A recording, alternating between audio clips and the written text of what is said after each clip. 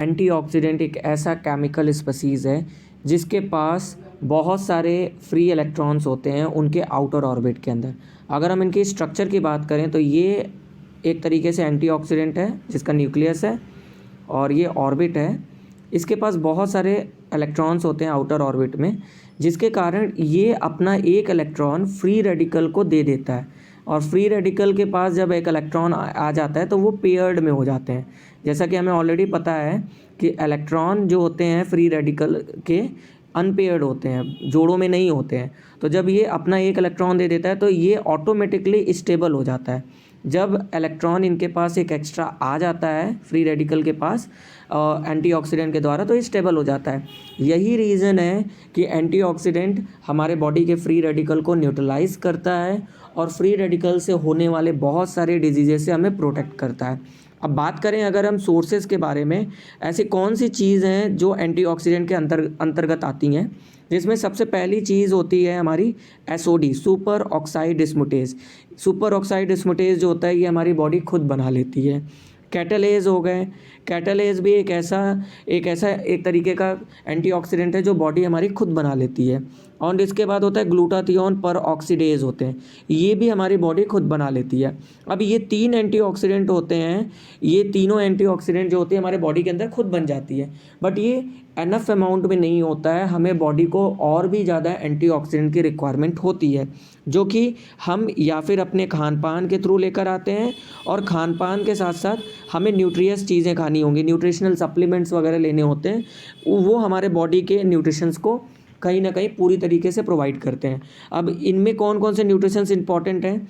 सबसे पहले इंपॉर्टेंट होती है nutritions vitamin C. Vitamin C एक एंटीऑक्सीडेंट है जो कि हमारे बॉडी के इम्यूनिटी को बूस्ट करने के लिए बहुत इंपॉर्टेंट होता है। ये बॉडी के अंदर एक वाटर सॉल्युबल होता है, वाटर सॉल्युबल यानी कि पानी के साथ घुल जाता है, और इसके बहुत सारे बेनिफिट होते हैं बॉडी के अंदर, जिसमें इम्यूनिटी एक बहुत बड़ा रोल है। इम्यूनिटी अच्छी रहती है तो बॉडी के अंदर बहुत सारी बीमारियों से हम अपने आप को बचा सकते हैं। दूसरी चीज़ होती है विटामिन ए। विटामिन ए हमारे आई साइट के लिए बहुत इंपॉर्टेंट होता है।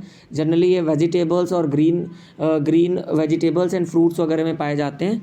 ये भी कहीं ना कहीं एक एंटीऑक्सीडेंट होता है जो हमें बाहर से लेना होता है। इसके बाद होता है विटामिन ई। विटामिन ई जो होता है ये फैट सॉल्युबल होता है। ये हमारे बॉडी के अंदर कहीं ना कहीं ऑयल्स के थ्रू पाया जाता है। जनरली सोयाबीन या आप कह सकते हो सनफ्लावर ऑयल्स, उनके अंदर विटामिन ई मिलते हैं। इसके बाद और भी चीज़ें जैसे बीटा कैरोटीन हो गए, बीटा कैरोटीन ये भी एक एंटीऑक्सीडेंट होते हैं।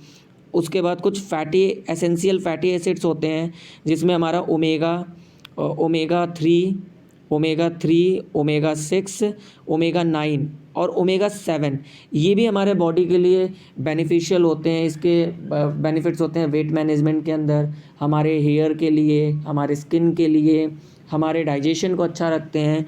इसके साथ ही साथ मिनरल्स भी होते हैं। अगर हम मिनरल्स की बात करें तो मिनरल्स में जैसे हमारे बॉडी के अंदर इम्पॉर्टेंट होता है आयरन की डेफिशिएंसी से भी बहुत सारी प्रॉब्लम्स स्टार्ट होती हैं।